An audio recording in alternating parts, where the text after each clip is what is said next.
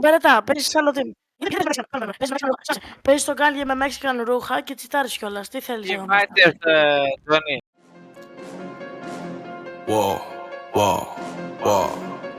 Τι είπες, θα φέρεις κόσμο.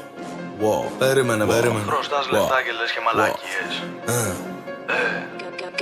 Μεγάλες τσέπες στο μπουφάν για να χωράει πράμα. Ένα τσιγάρο στο στόμα μου είναι μαριχουάνα. Δεν πάω να φέρεις όποιο θέλεις του γάμο τη μάνα. Μετά θα μπούμε και στο σπίτι σου σιγά το πράμα. Μεγάλες τσέπες στο μπουφάν για να χωράει πράμα. Ένα τσιγάρο στο στόμα μου είναι μαριχουάνα. Δεν πάω να φέρεις όποιο θέλεις του γάμο τη μάνα. Μετά θα μπούμε και στο σπίτι σου σιγά το πράμα. Μου στέλνουν DM δυο μουνάρες για κομπίνες.